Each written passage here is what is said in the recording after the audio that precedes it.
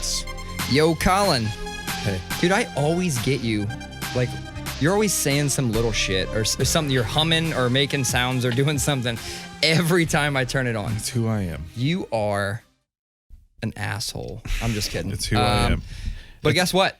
It's episode 40. We're big dogs. This is episode 40. Even though we promised it was going to be at a certain place, but then I had a bangover and you had a hangover, so... No, I was completely fine. Oh, I see. You were coming across as if... Hey, do me a favor. Hand me my phone. It's right behind you. That's where all my juicy content is. You were coming across as if you said like Amy let you sleep in. Oh yeah, I mean, I got home very late, and you said that you got turned. Yes. You made it sound as if you were like, I'm not up for it today. No, so just to be fair, I kind of wasn't either. Okay, I'll explain right now. First, before I explain and we get into the recap, what is this? What are we drinking? I went to the beer store and this was the first thing I looked at on the shelf. It's called Citra Ass Down, and I couldn't not buy it. Yeah. I have to buy it. The artwork's cool too. The artwork too. is awesome. It says art and design by RobbieDavis.com. Yeah, that's actually really sweet that they like put the dude's name right on the can. You don't really see that. Shout out to Robbie Davis. This artwork is awesome. Man, go to RobbieDavis.com. Louisville, Kentucky. So I'm about to crack this open. It's a double IPA. It says this beer is not.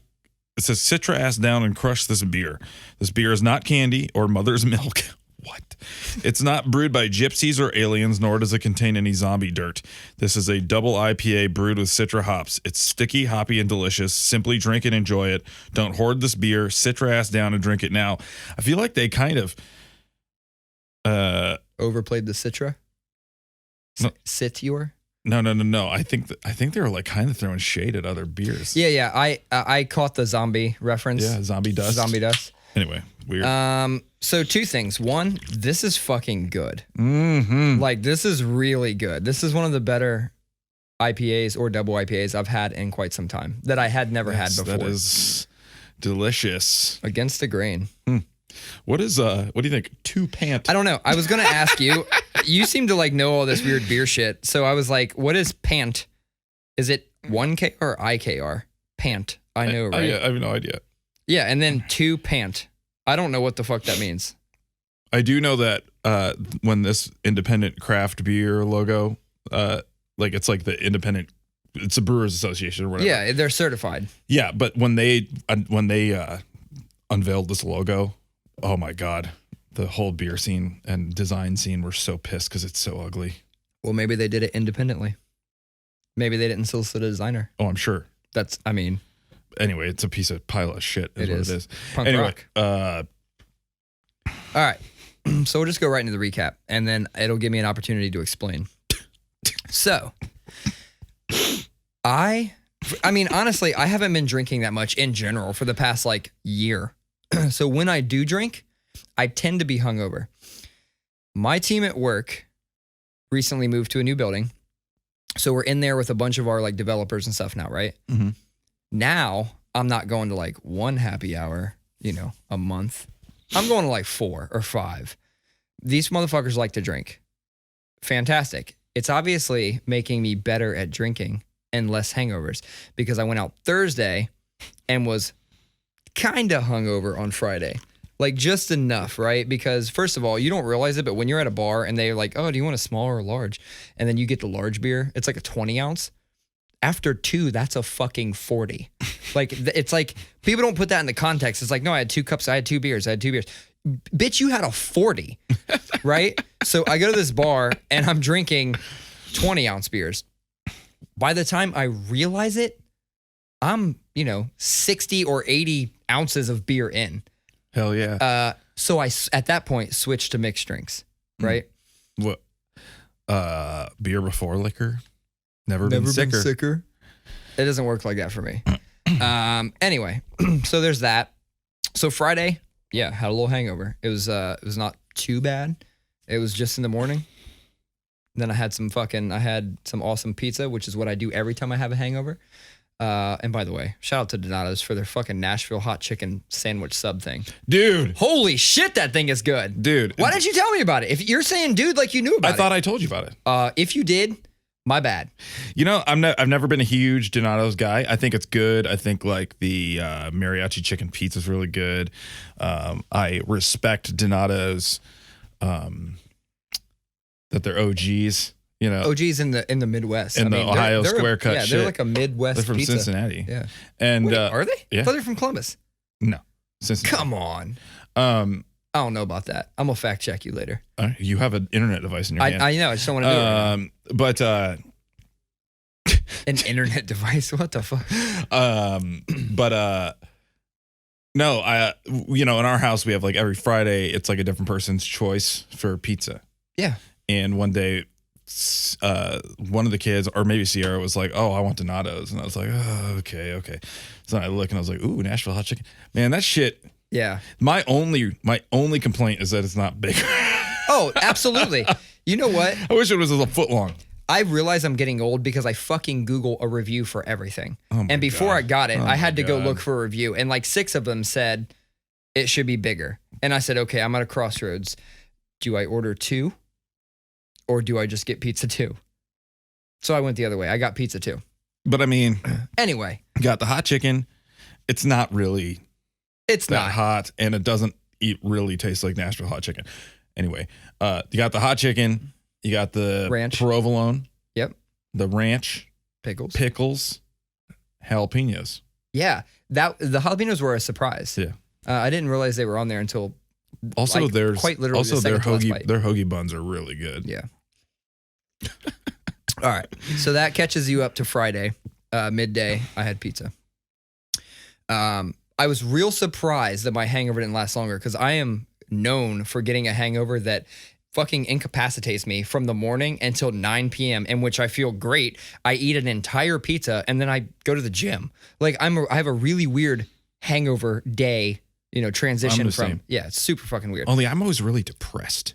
That's my thing. I get a little nauseous and I get a headache and I want to lay around, but I also just feel like really, really sad. It's weird. I can't tell you how many times I said, fuck this, it's not worth it. I'm not drinking again. But dude, the moment that hangover wears off, I'm like, let's go. Man, maybe I should just quit drinking. Nah. And then later that night, you're like, shit. You're like, maybe I should just have a drink tonight. Anyway, so that catches you up to Friday. Saturday, I actually met some coworkers out at Noctera because it's pretty close to my house. Met at 5. Drank from 5 to 8. Went home, recognized that if I continue this, I will be fucking obliterated. So I was like, all right, I'm gonna have Kyle pick me up. We come to your show.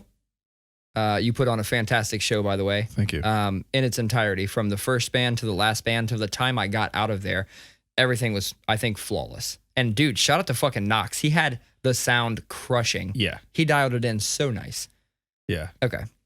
So I get there and I run into Dave, which I should have known was going to be there because we invited him out. And he tells me... That was a nice surprise for me. And he tells me Big Me's was coming. So Justin. So I get there and they're like, yo, want to do a shot? I've been here 3.5 minutes. I remember you walked in and I was talking to you and all of a sudden I look and I just see shh. Yeah. Shh, shh. And I was like, oh, and I walked away. I was like, not one. One of those isn't going in my hand right now. Yeah. So Dave is notorious for getting me wasted. I mean, I can be stern and say, dude, tonight I got to take it easy. I got this thing to do tomorrow. And he takes that as a fucking challenge. And for whatever reason, Dave is the only person in the universe that can peer pressure me that way. Nobody else can successfully do this. Dave can do it. So I can be like, oh, dude, you fuck it. I'll do 1. And somehow I'll do 3 to 5. So Patron gets poured. I do Patron. And I go, okay, I'm not going to mixed drinks right now. I'm going to go to beer. So I drank some Sibling Revelry, the red, which was a surprise. I had never had it before. It's really fucking good. And then the fucking Patron shots kept coming. And I was just like, oh my God, like I am going to be wrecked. So I acknowledged that. And on the way, because after we left your place, or not your place, but the show, it was over early, which was fantastic. Yeah, it was over by about 11:15. That's every show should be. So we went from there and met Dave and Justin out in Short North. Jesus. I know. I told you Daddy went hard. Oh boy. But I recognized I was going hard. And so on the way, I said, Kyle, I need you to go through Wendy's and I need some JBCs. And I got 2 JBCs and I feel like it just got in there and sopped up all the alcohol. So we get down. I've never heard somebody say that. What, JBCs? Maybe that's a Columbus thing. JBCs? Yeah, but I know exactly what you meant. Yeah. But you're like, I need some JBCs. Well, that's if you watch how they ring up on the screen. Yeah, it literally says JBC, so I've always called them that. Or It's JIP. funny. It's funny. So got those, met out, and then there was a point in which I was like, all right, Kyle, let's just leave. So we just bounced, went home, and it always gets me in the car. And Kyle can, whenever we have Kyle on again, he can testify to this. I am fine no matter how much I drink. The ride home, it takes it up to it takes it up to 11. So you were like me on my birthday when you and Kyle were taking me home. Dude, you were the funniest on your birthday. I'm just sitting there and he can tell because like I'm like loud and I'm like taking control of the stereo and playing shit he doesn't want to hear. And then I'll just be like, that's it. And he'll be like, you okay? And he checks on me. He's got that like parental instinct. He's like, yep. I go, yeah, I'm good. He's like, yeah, just let me know if you need me to pull over because I've had him do that several times. No, made it all the way home. Got home, drank a liquid IV, which is like my fucking miracle drug. Liquid IV. Sat on the couch for a little bit. Ate like 3 cinnamon donuts. Went to bed. I was fully prepared to wake up and hate life in the morning. And I went to bed really late. Woke up. Didn't want to jinx it, but I was like, wow, I feel completely fine. My wife offers, do you want me to get the kid? Because we heard our daughter wake up. And I was like, yeah, let me sleep till like 10:30 or something. Slept in a little bit. Dude, it was just a good ass day. I woke up and was like, wow. Sunday was my wife's day to go out. So she goes out, meets her homegirl for brunch. As they get going, and she's texting me like, oh, we're going here, we're going there. I'm going to go to this coffee place now, yada, yada. I was looking at the time. She's like, is there any reason to hurry home? And I'm looking at the time and I'm like, maybe we should just not pod today and she should just have the day to do whatever the fuck she wants. Just now that you're telling me the story, your text messages make more sense. Yeah. So she went out to brunch, did There's her whole thing. Fucking 5 gnats there are. flying around. Anyway. So she went out to brunch with her homegirl and they had a great day and I didn't want to rush them. So that was same exact thing happened. Yeah. Sierra went out with friends and they did that fucking floating thing. Floating. Oh yeah. Like the salt float thing. Yeah. She said it was amazing. But they did that and then they went out and they went shopping and they went to lunch and stuff like that. And I was also thinking like, I told her, I was like, oh, not pod today. Don't rush home. Yeah. So. Yeah, that's what it was. So it was a good time. Something you said reminded me of a funny story because you said that Dave always gets you obliterated. Yeah. Sierra and I ruined my little sister. We ruined drinking for her when she was 21. Nice. So she was a good kid. As far as I know, she didn't drink until she was 21. I didn't drink till I was 21. I'm sure my brother did. I don't know about my other sister. But this sister is a pretty good, she was a good kid. And anyway, she was 21 and I couldn't wait. Sierra and I could not wait. We are just like, could not wait until Keish turned 21 and we could go drinking with her. Cause like she and I What's her name? Keisha.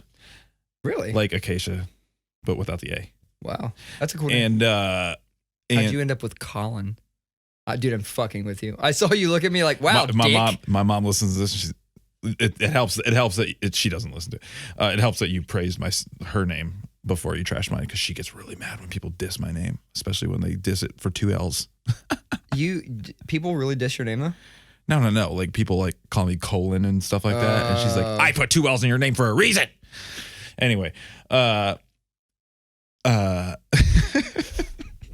so funny. I fucked everything up. Oh man, I wasn't actually trashing your this name. is the one my mom's gonna listen to. Full disclosure. Call me. Watch this. Full disclosure, Sue. I did not trash his name. I actually like his name. Anyway, so I'm the closest to her, and I was just like really excited to go drinking with her. And we go out and we went to St. James Tavern. And we went to St. James Tavern, and then we went to Mickey's and did karaoke. And we were just, she hadn't like really been a drinker yet. So she was still learning what she likes. So she's still drinking things that are like really sweet. And so Sierra discovered, I think it was like tequila and pineapple juice or something like that. It was pineapple juice. It's called like a tequila sunrise, isn't it? Yeah. And, but they were doing it a little bit more hood than that. It was just like tequila. Yeah. Pineapple juice. Splash. There you go.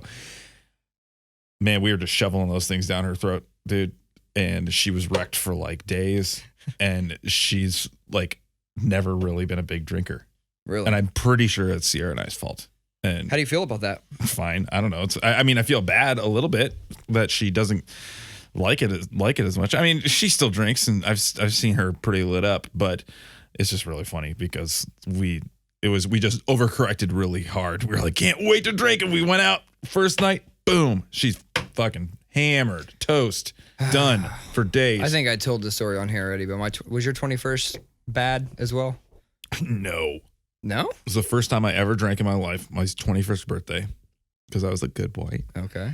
And way to rub that one in. You ready to laugh? I'm waiting. You fucking pound the Zimas, go to sleep? Close. Wine coolers? Close.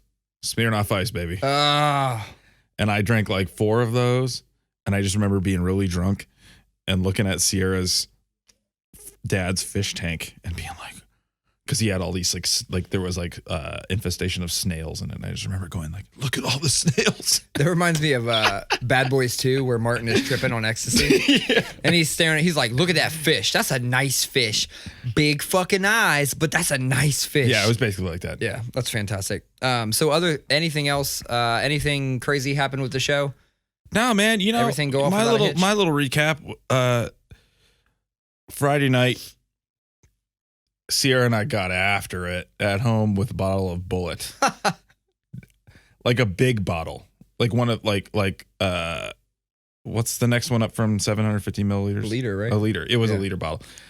The two of us, and we had another friend over, and she may have had one, but between the two of us, we drank 2/3 of that. Damn. I mean, we got after it.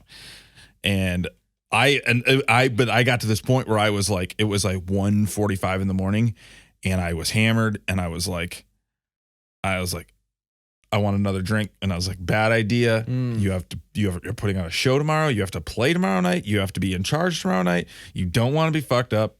You don't want to be hating life. So look at that self-regulation. Yeah, I know. And I was hammered. That's impressive. And I just looked at Sierra and a couple other friends are over, and I was just like, Dad's going to bed.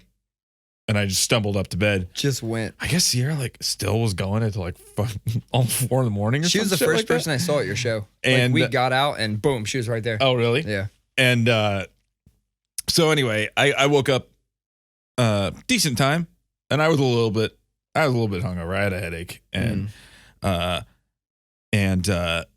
but then, you know, we had a really like Saturday was awesome. Like we decided we don't do enough stuff like as a family. You know, on the weekend, it's always just like we're getting shit done around the house. Sierra and I were relaxing a little bit because our lives are very stressful, which is fine. That's all well and good. Yeah. But like we don't like go do stuff. And the kids love it because they just play video games all day and all that, and, you know, whatever.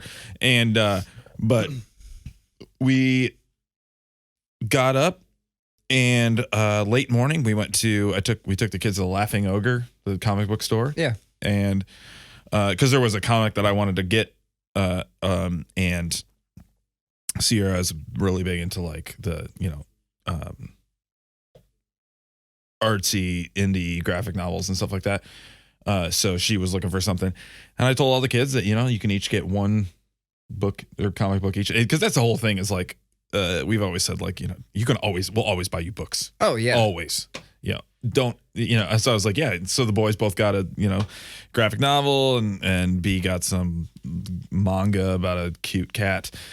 Anyway, so we did that, and then we went to Condado for lunch. The kids had never been there before. It was funny though, because, you know, it's got like in the shell section, you know, the juju or the flour tortilla, and then there's an option that's nachos. Okay. And Miles thought that meant they would like put like nacho stuff on your taco. Fair. So he checked that and he had written 2. He was doing 2 tacos. And she comes out and she goes, I don't think he meant to order 2 of these. And it's like a fucking tray of nachos that's 6 inches tall. Yep.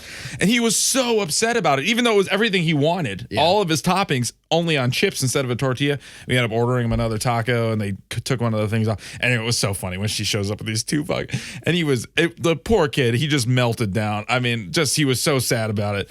We've talked about this before. I'm not a fan of Condado. I like it every once in a while. I couldn't go there all the time. It's heavy. So a big surprise from your show for me was that band Worst Self. Yeah. I know that's your dudes. I know you're rocking their fucking hoodie right now. Repping that shit, man. Absolutely one of the best bands that I've heard. Like new bands that I had never even heard about. Yeah. So like I said this already in a text, like thanks for bringing them, because that was a huge surprise to me. No, that was cool. Yeah. So I plugged it last week, but I put on this show and I was really anxious about it. And I was hoping for 40 and ended up with 54 paid, then plus all the bands, it's probably close to 80 people, 75, 80 people with the bands and guest lists and all that. And so it was a decent turnout. It was a good sized crowd. People were really into every band. There was no bullshit. I was able to pay all of the locals and pay the touring band quite a bit more. And the show was on schedule. We even started, I pushed it back late and we still ended up on time. Yeah. And it was just a good time. It was a lot of old friends. Yes. A lot of old friends. It was really weird. And it was like 3 generations of hardcore scene. There was like Postal, those old heads. And, those are, I talked about some of those guys on the previous podcast. These were the guys that I was afraid of, or not afraid of, but intimidated by, because they were the OGs when I was getting into hardcore. Yeah. These guys are 5-10 years older than me. And then there was us and Worst Self, which are mid-30s dads, right. And then Toxic Warlord that's kind of represents the younger crowd in the town, and they're not even that much younger. I mean, 5-10 years younger, but no, it was just a good show, and everybody had a good time. And I didn't see not one beef, no fights, nothing, and that is, oh God, that's what I missed. That was the thing I was worried about, and especially with me there, dog. Yeah, you know what I'm saying? Didn't know what you were gonna do. You're just a loose cannon. Yeah, I'm a loose cannon. But no, it was also cool that people really dug Worst Self. I was a little bit nervous about that, because we don't have a lot of like that kind of passionate, super heavy hardcore here. And then it's also just, you just don't know. Yeah. And people really dug them. It seemed like they were selling merch, and I don't know. It was a good time, they're old friends of mine. I've known them for like 20 years, and it was cool to see them and play with them. And I think the lesson I learned is that 1, I need to do more. I need to go out more. 2, I need to drink more beer. 3, I need to eat more vegetables, which honestly is drinking beer. Did you know hop was a vegetable? Mm-hmm. So we're basically drinking vegetables right now. Yeah. Is that what that thing was on the board? Yeah. Oh. I caught that and was like, pfft. My mom, she's a big proponent of that Juice Plus. I don't know what that is. It's one of those things, like kind of like Melaleuca, that's like not. I don't even know what that is. What the fuck is that? It's like kind of a pyramid scheme, but kind of not. Oh, okay. You're a selling product, but it's not like shitty shit, and it's not like weird, crazy multi-level marketing. My mom just goes, "Hey, do you want some of these Juice Plus gummies?" And she gives me boxes of them, and they're basically just gummies. There's veggie ones and there's fruit ones, and it's got like all of these concentrated juices. Oh, okay. So then you eat them, and then you're getting the nutrients. So like we give them to our kids. Yeah. I've looked it up, and like there are benefits to it, and you are getting stuff, but they're some of the chemicals that go into making the gummy and stuff like kind of negate some of it. So it's dubious. I think there's what the fuck is it that makes the gelatin like bone or something, or I don't know. What the hell? There's something that's very non-vegan about gelatin. Oh, I think it's like horse hooves. It's something wild. That's weird. I'm trying to think about that.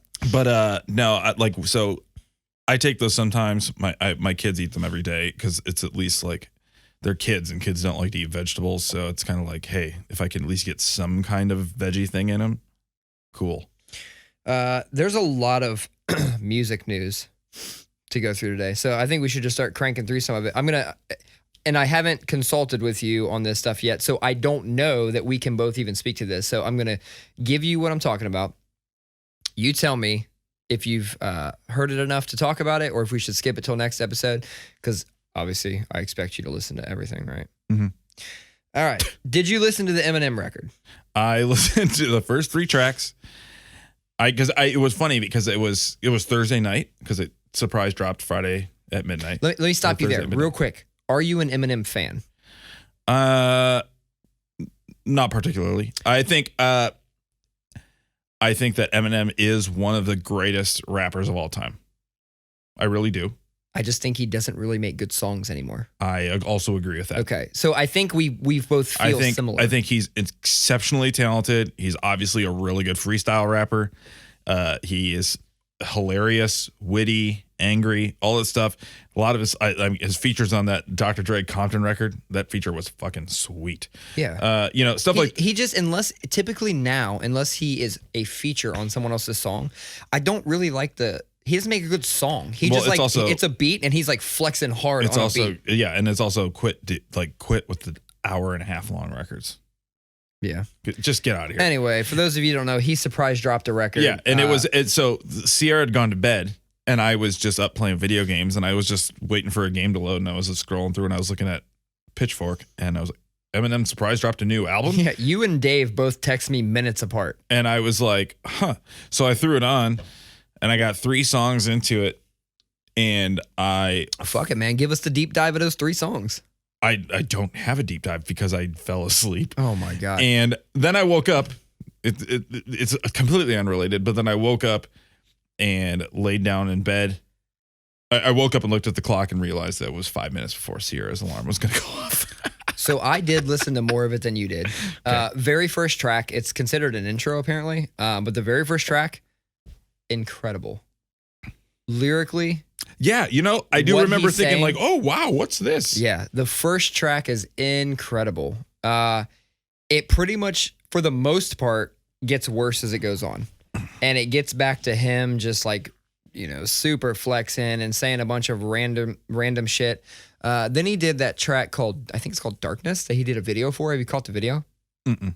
So, it's like all like, it's like a Las Vegas shooting. It is. It's like a weird, a lot of the lines are like double entendres and shit. And it's like, it's about him per se.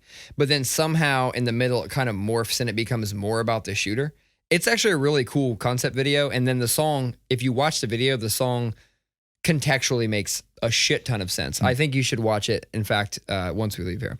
So we won't even talk about that. Overall, I just think the record it started incredibly strong. It gets worse. There are good songs throughout, but for the most part, it's a whole bunch of him just flexing and being an amazing lyricist. No replay value to most of the songs. Just cool. Did you listen to the Mac Miller record, Circles? I did not. I've never been like a fan. I appreciate him. I really like his NPR Tiny Desk concert. The record in general has a vibe. It's a chill vibe. You should listen to it. I'll listen to it. We'll get back to that one next. I really like his feature. Have you listened to that Free Nationals record? Yes. I like his feature on that a lot. Yeah. Has it got that vibe? Kind of that soul, funky? Some of it, yeah. Some of it does. And I'm guessing you didn't listen to this either because we did kind of talk about this. That's Revenge of the Dreamers 3, the deluxe or the director's cut, whatever you want to call it. Yeah, I heard the first version, but I didn't realize the new version came out. So I'll have to check that out. I'm excited to hear that, though. The reason and just for, if you're excited about J. Cole verses, there's like none really. They didn't really add any of that. To be honest with you, I think that J. Cole is a really good lyricist and a really good rapper. There's something about him that does not click with me. Really? And I've tried really. I like that KOD record. I like that. I've listened to that Forest Hills Drive or whatever the fuck record. Yeah, I've listened to it, but there's something. I don't know if it's the tone of his voice or I don't know what it is. There's something about him that doesn't click with me, and I can't quite figure it out. Yeah, I appreciate him. I appreciate everything. I mean, he's got this label, and he's like, I think Earth Gang fucking rules. Oh, JID. I saw JID live last year. It was fucking sick. Yeah. So yeah, this record has a lot more of the other Dreamville people on there. It's pretty cool. I actually, they did something very interesting with this record. And like, I don't know what to feel about it. So like everyone's always trying to come up with ways to, boost sales. Like in the world we live in now, it's all about streams and things like that, right? Like the idea of selling records is kind of a lost concept for the most part. So then you started seeing people do things like, oh, buy this t-shirt, get a free album.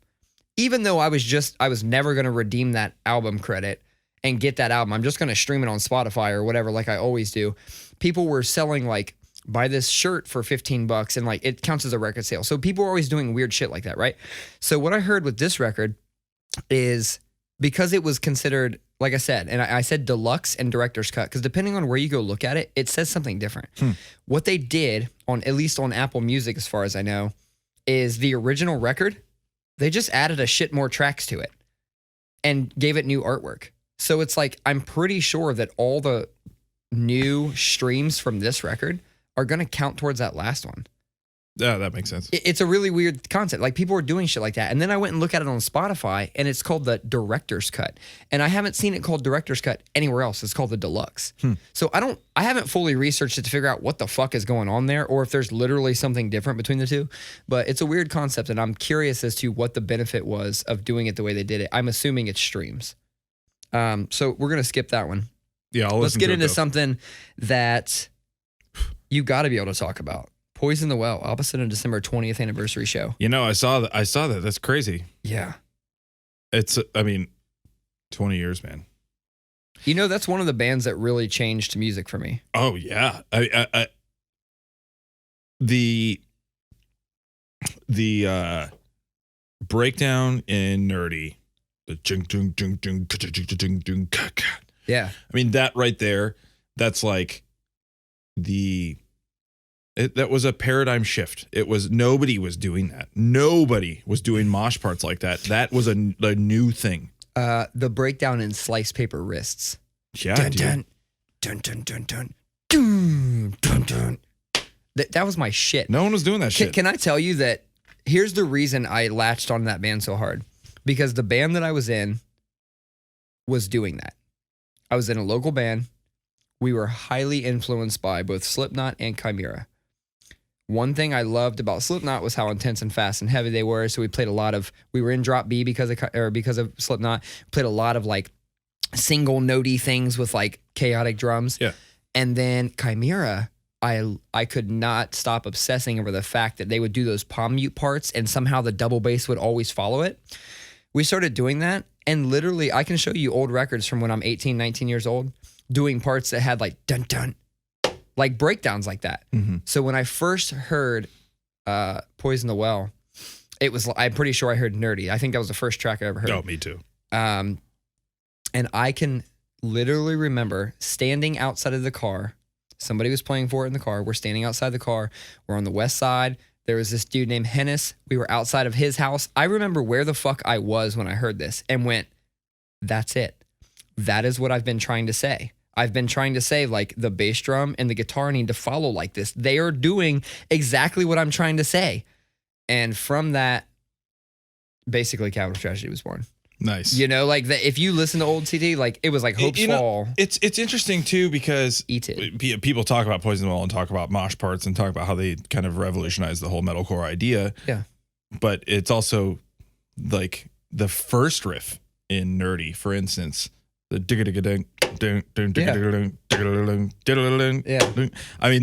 that was game changing. Yes. That was like with like a higher over top of it. It was a new thing, and that shit went on for 10 years. I mean, it's still going on, but it hardcore went on for the next 10 years. Yeah, because people took that, and then you had bands to the further melodic side like Hope's Fall. Yeah. Than them, Shy Elude, stuff like that.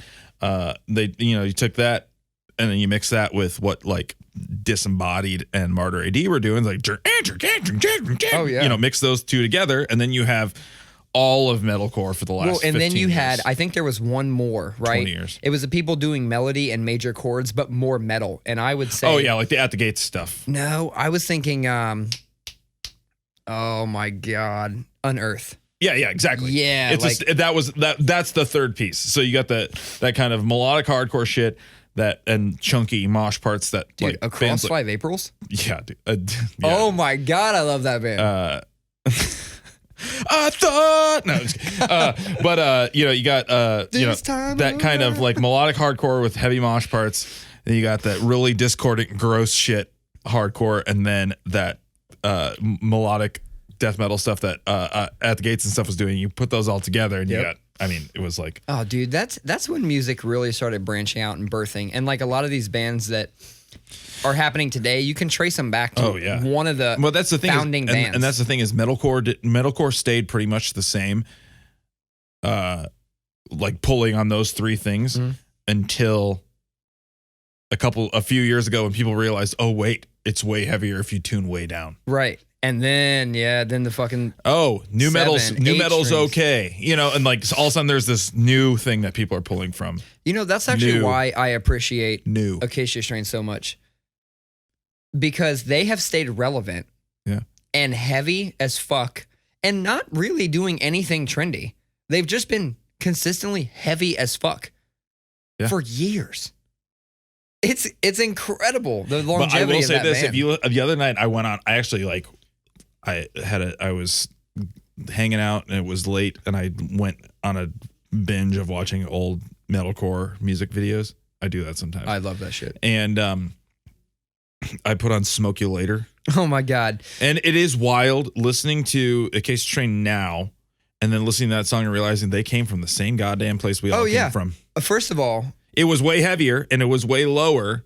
Because they were doing what I consider today to still be called poop notes. Yeah. They were doing poop notes, but they got that fucking breakdown in Smoke You Later is like unreal. Yeah. It's so heavy, but that's also back when they had 3 guitar players. Yeah, they had 3 guitar players. They were tuned way lower than all the other metalcore bands at the time, but it still has all the things. It has like it's got like clapping southern riffs and stupid clapping and, you know, melodic mosh and then like zhung zhung zhung zhung zhung zhung. You know, like, I mean, it's great. It's great. I love it. I still love that record. I still fuck with that particular record. For real. It's just so funny, dude. It's just so funny. Like, it's nice to look back and be like, yeah, we all came from the same damn place, man. In other news, no, I'm just kidding. Zayo record. You excited or not? Yeah, dude. Okay, so my one of my best friends, Andy, he has often called me the last Zayo fan ever, even though that's untrue because there's a lot of Zayo fans. But I'm somebody who I'm always excited about new Zayo, and I always give it a chance. A lot of it I don't like. I will say this: Zayo right now is on their game, and they're putting out probably the best music they ever have. So I'm excited for this record too. Their last one was so great. And I think I'm okay, so I'm not going to say that I'm the biggest fan of the last one. I will say that that's one of the better records they've put out in a while, right? But I think what they do well, that whole sound is it's coming back a little bit, right? I feel like their particular heavy sound is coming back a little bit right now. Early 2000s heavy metalcore is coming back. And I think that this is where they're going to come back and be like, hey, remember why we are who we are. And you know what? Even though that band was immensely successful, that's one of those bands that like they deserved to be like Under Oath or Norma Jean. They deserved to be that big and they never were. Dude, Norma Jean was just right place, right time, I feel like. They are also doing it right. But that's true. Again, another band that I think is writing better music than ever. Yeah, I wouldn't say better than. Well, see, that's a hard thing, right? Because I latch on to certain things. If you listen to "Bless the Martyr, Kiss the Child" now, exactly, it still sounds good. You know why? Because it's the drums. They recorded those drums on tape. It still sounds good and stuff like that, but there's a lot of it is not good. A lot of it is great. I will say that when I listen to it now, for the most part, I fucking hate the recording. Wow. I just don't like the recording. Like, I love the way the drums sound. I mean, they sound awesome. I can't stand the amount of distortion on the vocals or gain on the vocals. Well, that's because Josh Scoggins not a good vocalist. Well, It's true. Okay, sure. But I almost can't stand that now. Watch footage of Norma Jean at Furnace Fest 2002. Listen to his voice raw. It's not good. I saw him on I fucking love the guy. I saw him on my birthday, and I thought it was awesome. He's an amazing person. And he and was a bad PA. a really creative guy. I do not think he's the best vocalist in the world. And I think he'll be the first to say it, but maybe I'm wrong. Sorry, Josh Scoggin. And then the last thing I want to touch on real quick, music related, is just because I had never heard of this dude, but when I caught the headline, I was just like, holy shit, that's the way I want to go out. Oh, yeah. And it was the singer. I know it's the worst intro into this ever, but the singer-songwriter, David Olney, he died on stage at a festival on the guitar, on the stool. He was started to play, looked at the crowd, said, "I'm sorry," and put his head down. And they had to rush out. They realized dude had died, and they set his ass down on the stage. That is fucking crazy to me. Is there a video of this? Oh, you know, fucking cell phone video is somewhere. I haven't bothered to look it up because I'm not that morbid. You went right for it. It doesn't. That's the thing. Is I normally would be like, oh, I hope that video doesn't exist of that. But like, it actually sounds like kind of sweet. Like this dude that's just. I can't with you right now. No, man, this dude that's just going out like he's just feeling good. He's playing some music. He's like, oh, I'm sorry, I'm dying.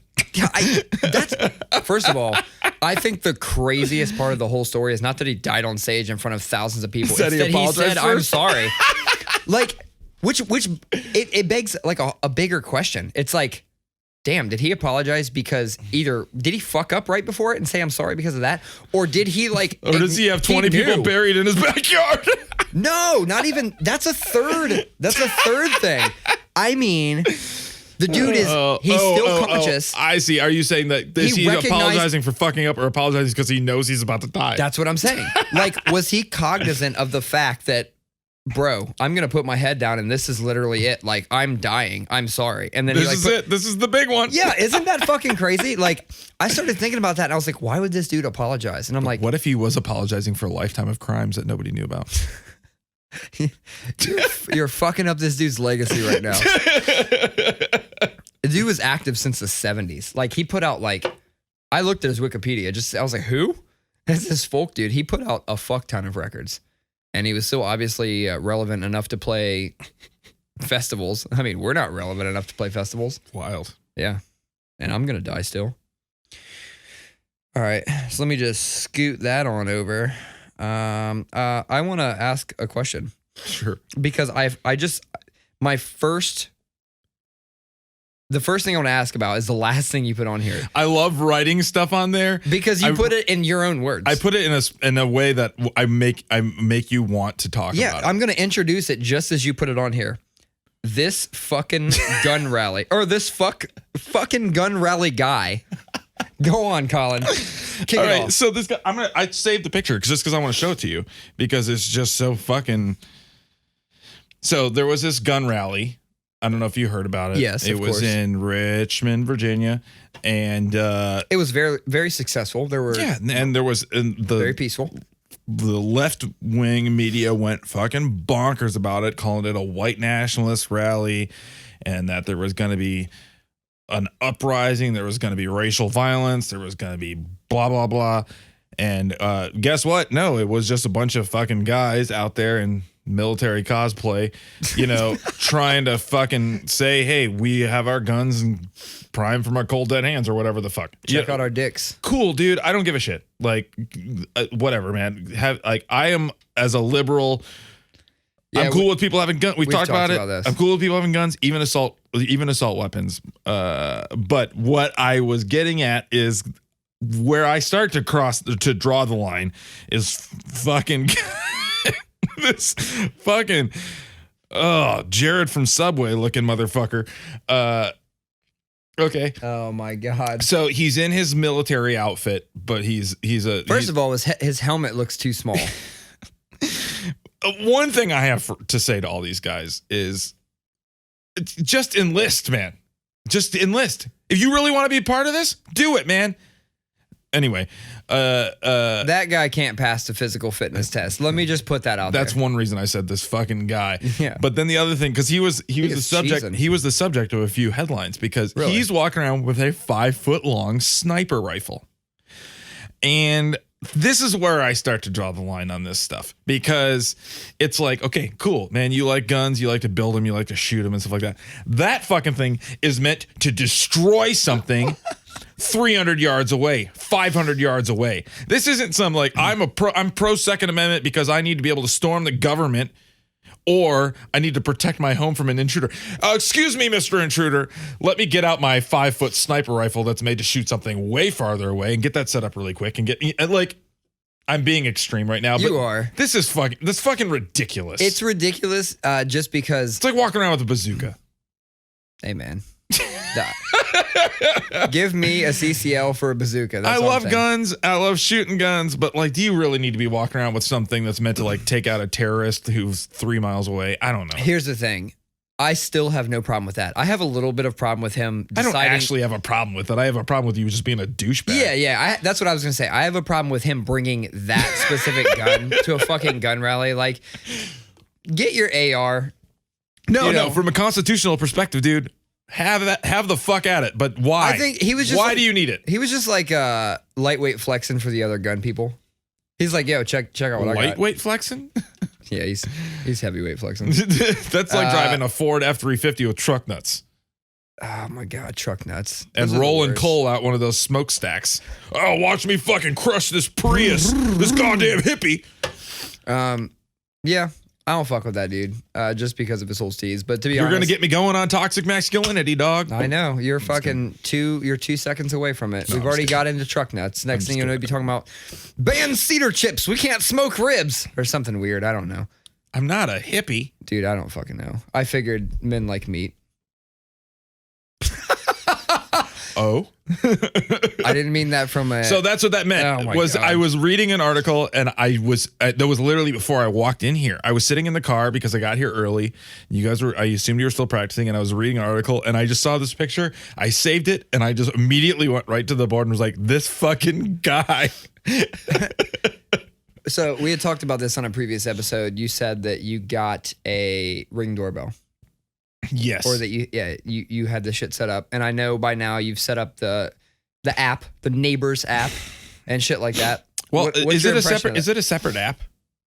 Or is it just the Ring app? Because I get I get it's Neighbors notifications from the Ring app. That's what it is. Okay, it's all integrated. I don't know, dude. It's just okay. For one, maybe is it just me not going in and setting settings? But can you like set a radius? Yes, you can. Like set a I don't radius. want to hear stuff that's happening over on Weber and Indianola. You can set a radius, but you also have to consider that I doubt that it's going like address to address. It's probably looking at zip code to zip code. And if you really look at it, Weber to Indianola, like I mean, that's a few miles. Yeah, but somebody who's rifling through cars on Weber Road is not rifling through cars in my neighborhood. That leads me to my first point, and there's too much bullshit on that app. Yes. Way too much. Have you seen some of have you noticed there's fake shit on there? No. Okay. So I was a big advocate for the Ring app or Ring doorbell when it first came out. I had one for a couple years. I used to use the app all the time. I started seeing just incredibly far-fetched, weird-ass stories. Really? Crazy fucking stories. Oh my God. Like, and like people would call them out and they're like, dude, what the fuck? Like other people started noticing that these crazy, crazy far-fetched stories started showing up on there. And you know how it doesn't show who they are? There's no name. It's like neighbor 251 or some bullshit like that. Yeah. We started seeing stories like, dude, I can't even remember. Like, I bet I still have the app. I should go in and look. But what's your gripes with it? It's just, I don't know, dude. I'm just really like, this is like a part of my life that I don't want to be like, and I'm a very online guy. Okay. I have 18,000 tweets. You know, I used to have a blog. Ooh. I've had multiple. I'm not using that. Dude, I'm joking with you. I'm just saying I'm a very online guy, but that is just not a part of my life. I want to be on social media. I hate my neighborhood Facebook page enough. I hate it. I hate that it's useful sometimes, but I hate it 95% of the time. And I feel like this is just an amplification of that. It just drives me crazy. It's just like, yeah, cool. A guy came to your door asking about your cable. I don't give a fuck if you think that he's sketchy. I am quickly trying to find some of this crazy shit. My other gripe.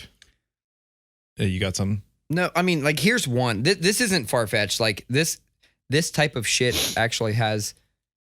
This happened to me one time, so I'm not going to harp on this one. It says, car removed from garage. Last night, our black BMW was taken from our garage and returned later before daylight. What? Yeah. No. Okay. So, here's a crazy one. Like, here's one that I feel is weird. It says, invasions. June 2019. Invasions. We purchased a defensive technology from Best Buy.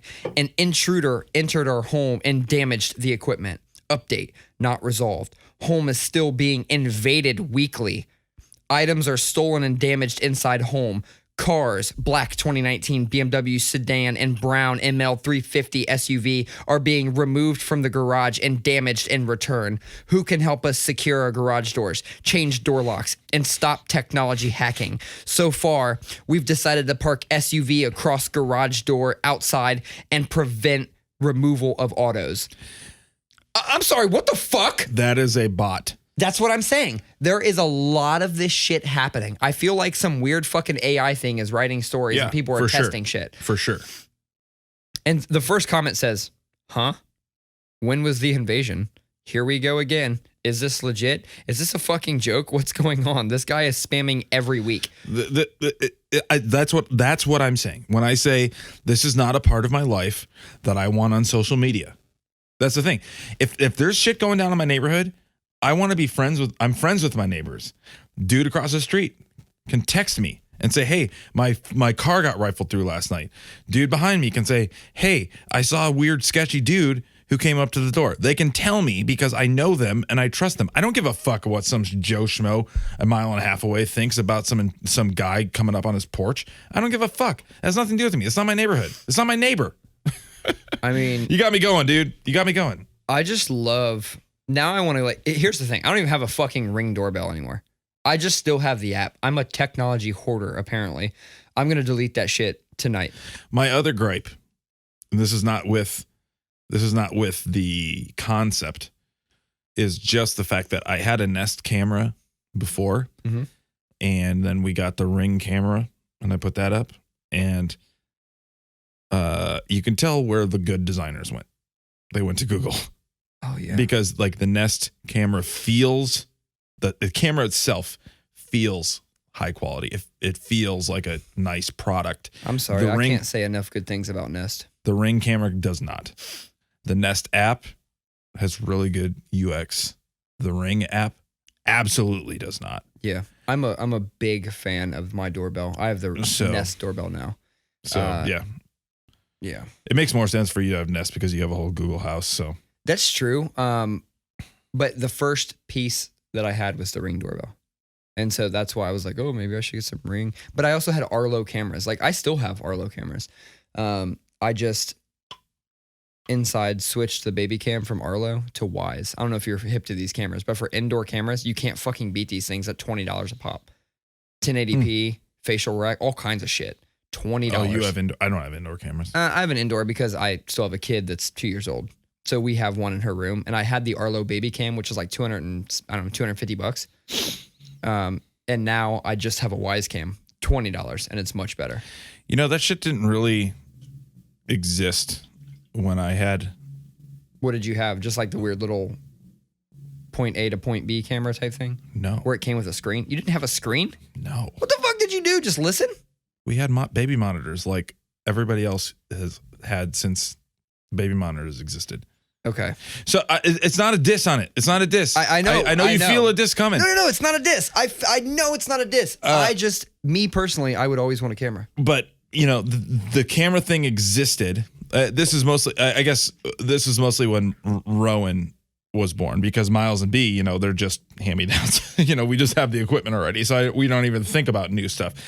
But when Rowan was born 11 years ago, or 11 and a half years ago, you know, the camera baby monitors were like really fucking expensive still. Like, and there were few and far between. I think like it was like Sony, you know, like there was like the bigger brands had cameras and that was it. And, but I never had, you know, growing up and being the oldest of four, you know, we always just had baby monitors. So we just had baby monitors and that's what all we ever did. Yeah. And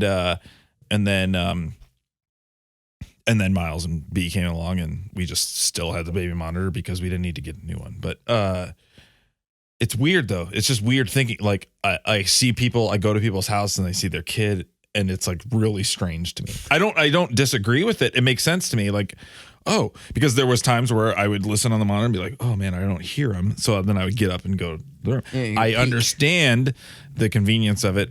And, but it's just so foreign to me. It's so foreign to me.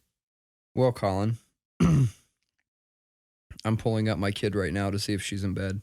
I mean, it's 10:26. I feel like she should be in bed. So for those of you out there, you already heard we didn't get a chance to pod on Sunday. We also did not pod on Monday.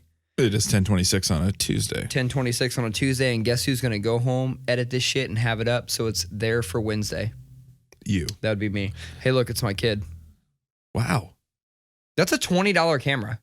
Really? 20. And just so you know, they have a camera that's like $35 that through the app you can control the pan and tilt like while in the camera. Okay, so let me ask you this question. Look at that.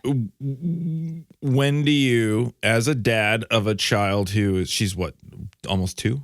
No, bro, she's 2.5. Shit. Almost 3? Yep.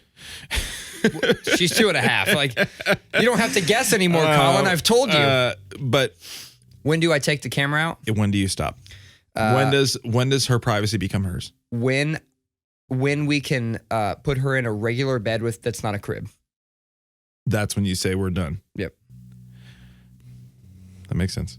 I mean, I don't know if that makes sense. Like think about, I can't imagine having a camera in my boys' room. I don't want to know. Oh, bro, it's not. That's not happening. That kid's gonna. Yeah. I mean, when she gets a regular bed, it's good. Let's put this conversation down. Yeah, you're talking smacking wieners around and stuff. So I'm gonna use this next. I'm gonna use this next piece. It's a question. Where are we at right now, time wise? Just about an hour. Oh, okay. Yeah, we're killing it. I'm gonna use this next one. I'm gonna make it my trivial thing that bothers me. But I also want it to be a discussion because I'm curious. God damn it. I had a trivial thing the other day and I said, write it down, and I didn't write it down. You actually don't have to write it down. You just have to go into the specific story on the board called Trivial Things That Bothers Us and just add it to the checklist. Oh, there's a story. I keep it in the front row because I expect that we do it just about every time. Look, Collin, I'm going to get my little thing out real quick and show it to you. I'm about to be real fucking embarrassed. It's the top one. And all you do is tap it. I didn't realize. And right there, add item to the checklist. I didn't realize that those had content within them. Sometimes. You'll know if they do because on the outside.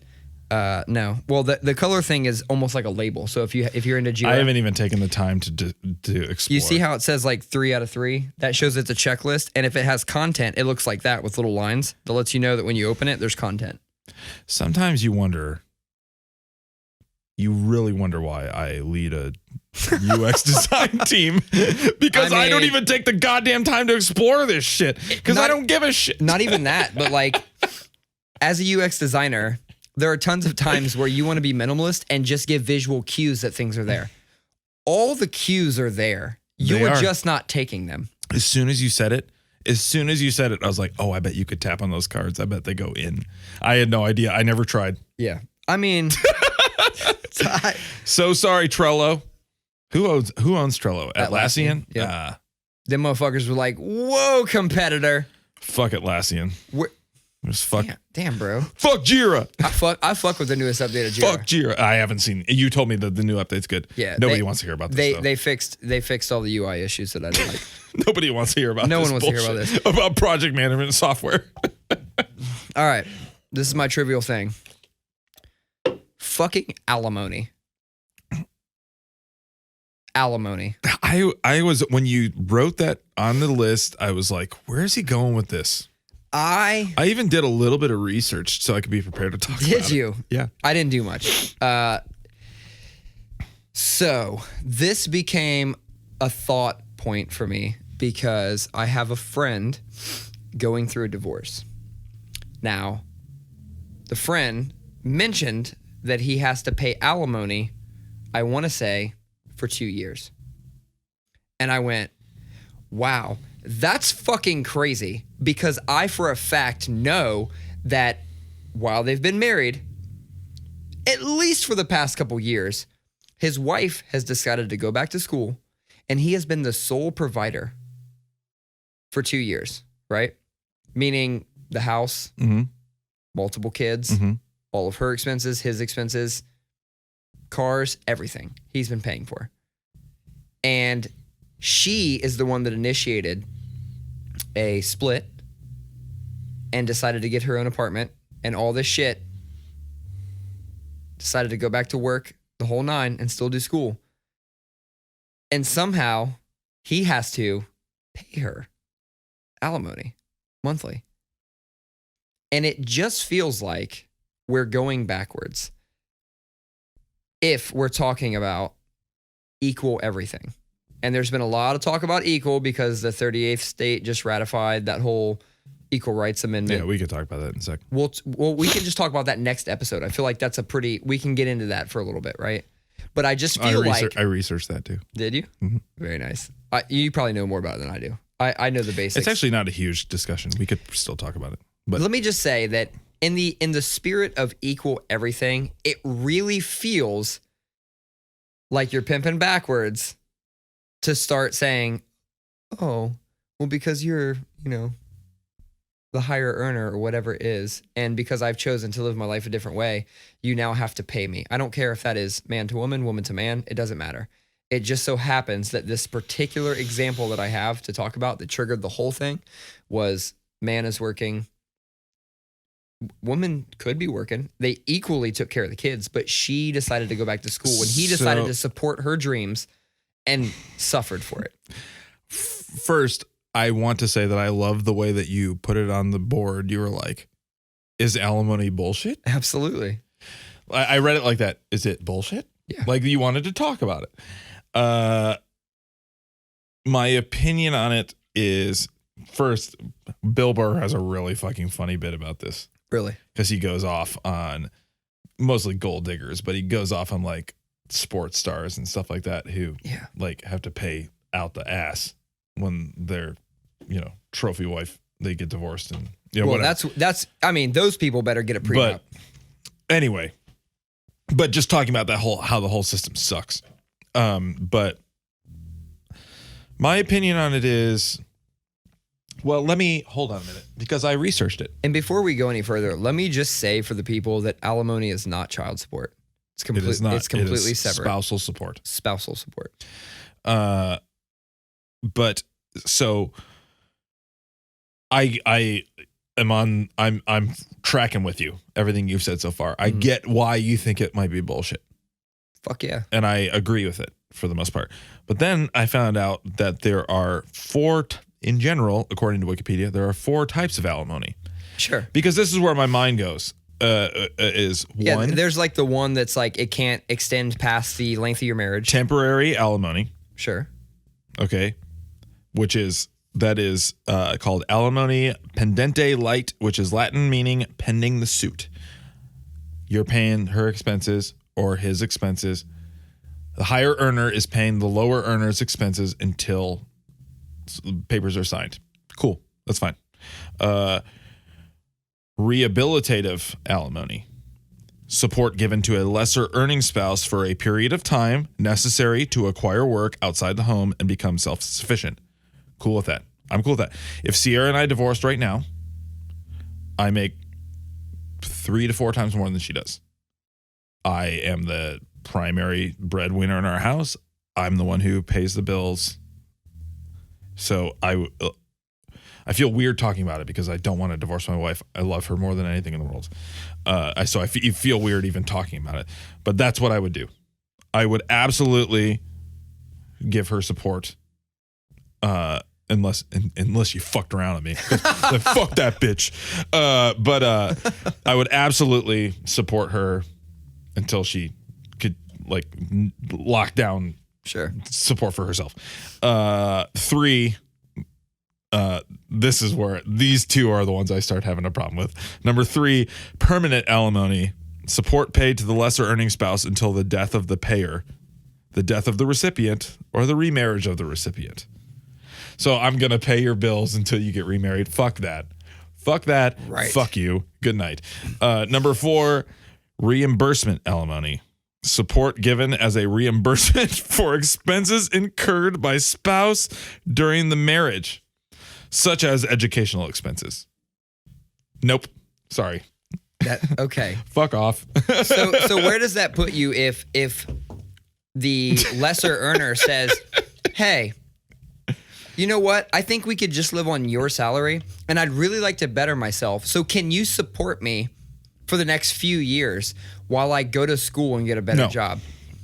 Nope. That's what happened. So he was supporting her while she went to school, and mid-school she decides, and keep in mind, if he's supporting her, that means he's also paying for her school. I strongly disagree with that. I think that is fucking bullshit. And it is, and I can't stress enough that this has nothing to do with sex.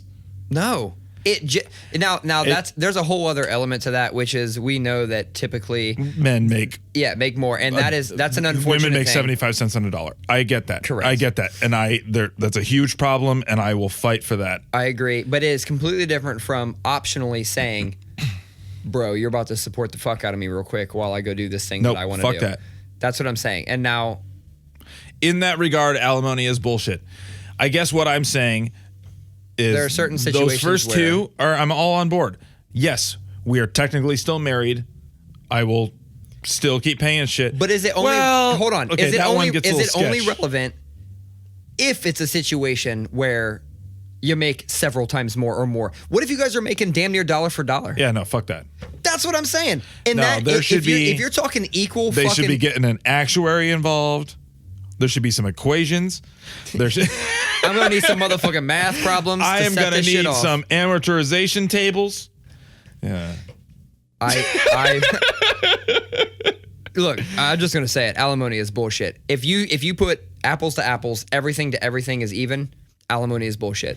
I don't think that if I make fucking $7 less than you, like I'm the earner. No, I agree. I just think I think the whole thing is bullshit. There's probably ways to go about it. Well, see, that's the thing. I don't think the whole thing is bullshit, but I think that it should be a case by case, and it should be well thought through. There should be lots of math involved. And we didn't really. Okay, let me pivot to you real quick. Do you have a trivial thing? Now I do. Drop it. So it was actually the first thing I put on that list. You just read it out loud. Hold up. This is another one. Hold the fuck up.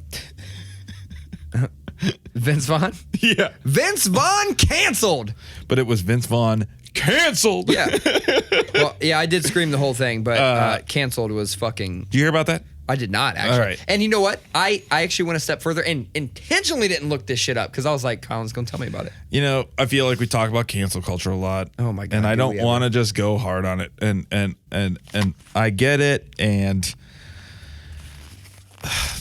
Well, I get it, but I disagree with a lot of the time. I think there's premature cancels that should anyway. Pauses. This fucking last week at the NCAA football championship game, the big one, that we should have been playing. But go LSU. Yeah, you just sports balled us. Go LSU. Anyway, now I lost my train. Anyway, so the president's there, and Vince Vaughn was also there, and maybe they were in the same box, or maybe Vince Vaughn just came to the president's box. I don't know, but there was like video from across the stadium, zoomed in, so you can't hear anything that's being said. You see them like, laughing and shaking their head, and then they shake hands. That's it. And all of a sudden, fucking liberal Twitter is just losing their goddamn minds. Oh my God. Vince Vaughn shaking the...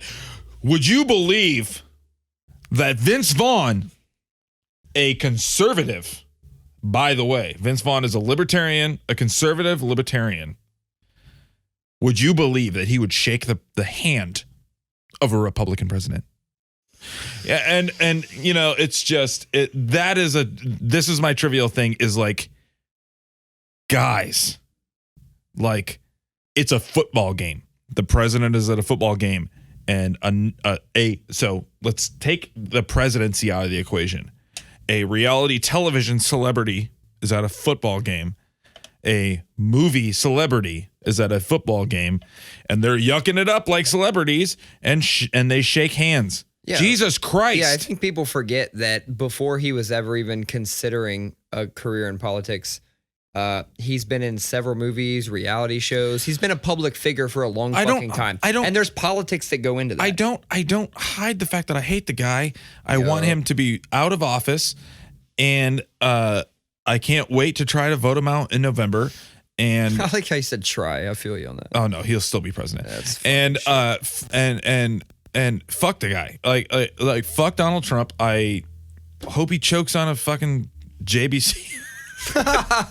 Good callback. Nice. That was a hell of a callback. But oh, dude, am I gonna get like called by the Secret Service for saying that out loud? No, it wasn't a threat. It was a wish. Like there's a vast difference. Man. Anyway, but dude, like, can we not? Can we let a football game be a football game? Can we let a friend? You don't even know what he said. You don't even know what he said. He's a conservative, so he could have said, I've thought about this. I was thinking, what could have Vince Vaughn said? He could have said, hey, I really disagree with most of what you stand for, but I hope that you succeed.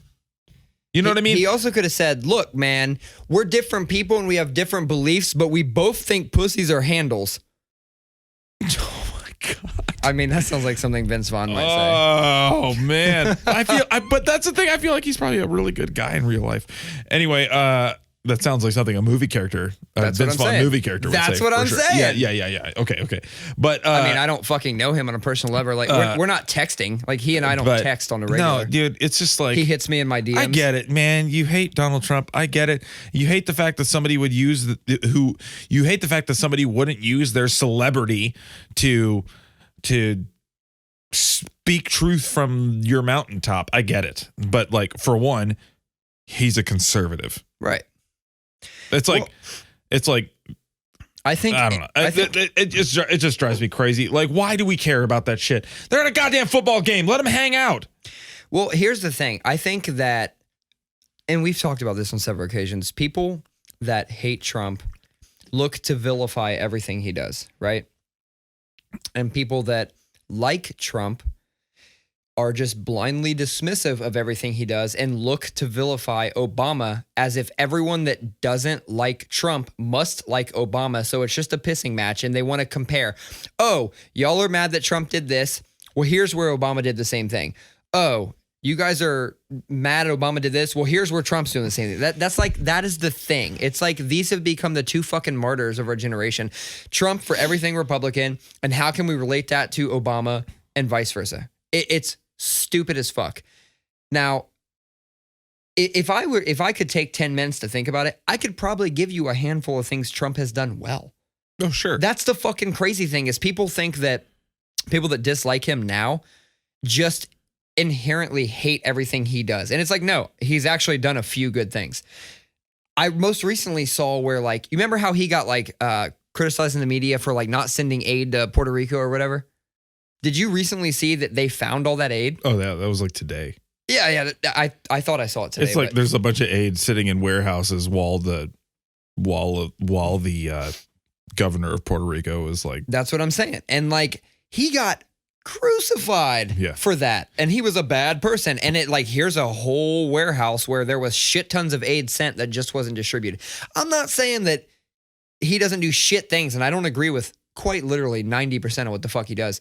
But at the same time, I'm not going to act like nothing has he's never done anything good. That's the thing. And I've said this before, and people have gotten mad at me for saying this, but like, it is unimaginable to me to be an American.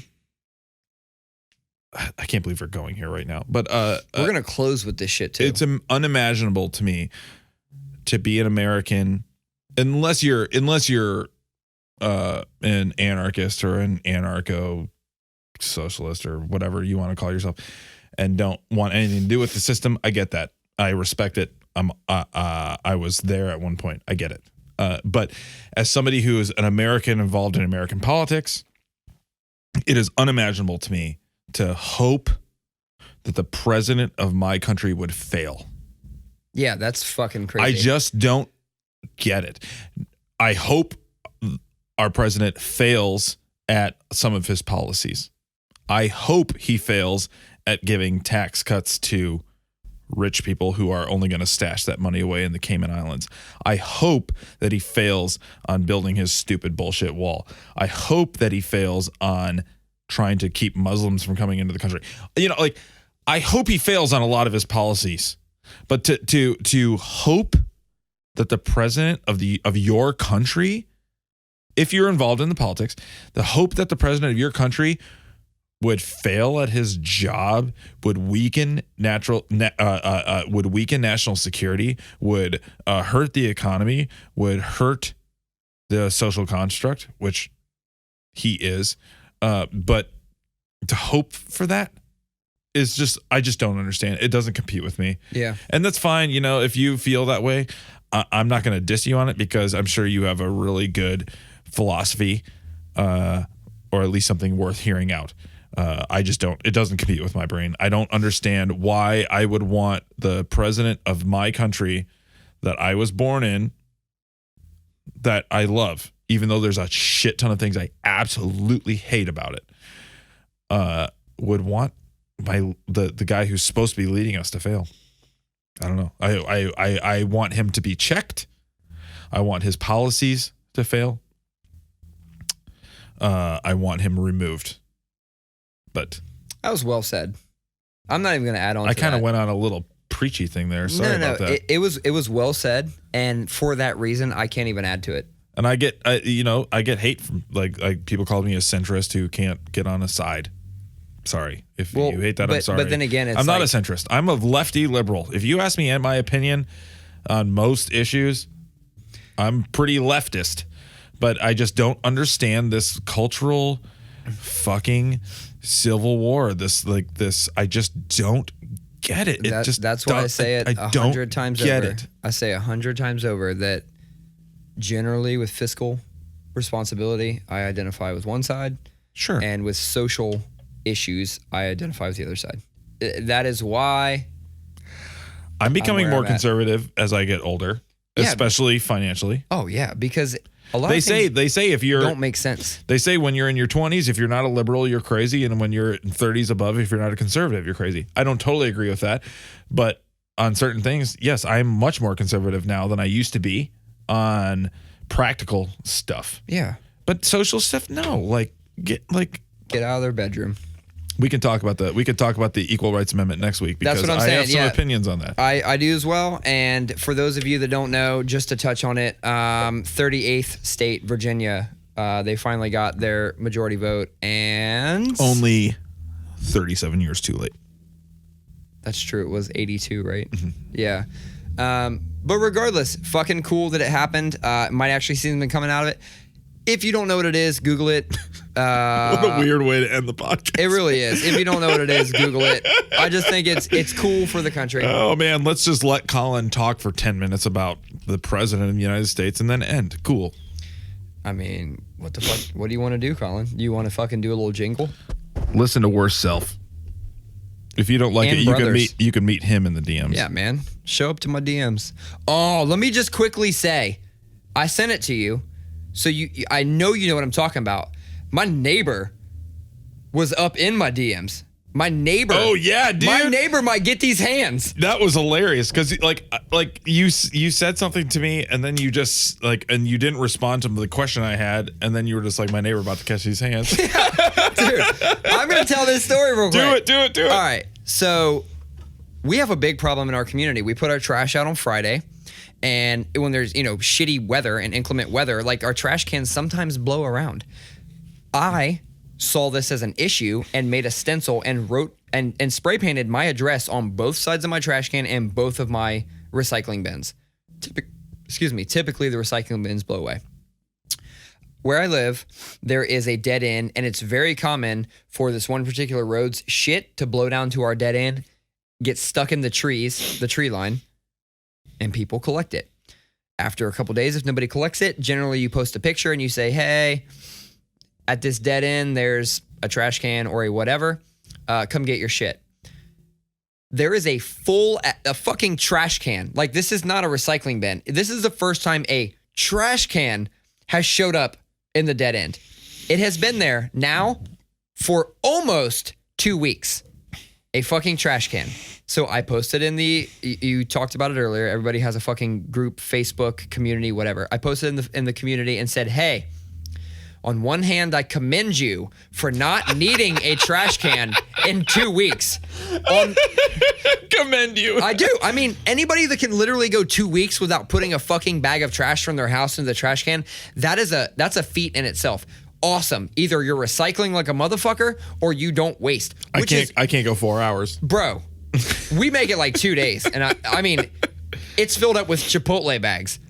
Anyway, so I commend you on that respect. On the other, it's like, motherfucker, come get your trash can. I'm like livid at this point because the dead end is right by my house and I have to look outside and see this goddamn trash can and recycling bins every day. Posted a picture and I said, on one hand, I commend you. On the other hand, I'm angry. Come get your shit. I don't know why that turned off, but our screen turned off. The shit just die? It's plugged in. It can't die. Oh. Anyway, so somebody hits me back on some bullshit and it's like, I don't know why you would post that. That's not very neighborly. I'm like, what the fuck? What the fuck about that? Like, wasn't neighborly? That's like the definition of neighborly. I could have literally just called Delaware and said, here's this trash can. Come fucking get it. And then when your ass needs a trash can, you can call Delaware and schedule to have them come bring you one. That's all I wanted. Somebody to come get this motherfucking trash can. And this dickhead gets up in my DMs and is like, talking all this bullshit. And then mind you, this is the same person that quite literally verbatim posted somebody's license plate and called them out for what he considered to be driving erratically through the neighborhood. So he calls people out on the regular. This motherfucker also posted a picture ridiculing people about not picking up their dog poop, and it was goose shit. We have geese all over the neighborhood, and this fucking green turd was on his driveway, and he called out shitty dog owners. I'm like, bro, you were the last person that I thought would be lecturing me on asking someone to fucking collect their trash can.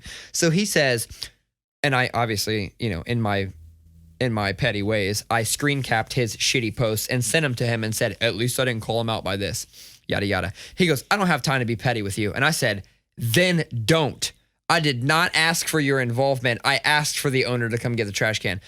I said, by the way, you're welcome to come get it and store it at your house. That motherfucker came the next morning and got the trash can and is storing it at his house and has made it a point to post and say, some shit like thought I'd do the neighborly thing. I'm like, I know that's a sneak diss to me. I don't know exactly where this, I do know where he lives because he posted his address and said, come get the trash can. I should go shit on his driveway. Can you imagine? My bad. I didn't mean to kill you. I almost just put this double IPA through my nose. I should shit on his driveway. Oh my God. And then he could post and say, have your dogs clean up after herself. But guess what? I'm going to eat Chipotle and shit on his driveway. So I'll let y'all know next week if I shit on the driveway. Made me think of when in Billy Madison, he's like, he called this shit poop. Yeah, that's what I'm saying. I can't wait to poop on this guy's house. Anyway. Right, that's episode 40. 40 is in the fucking books. We ended that one weird. We killed it.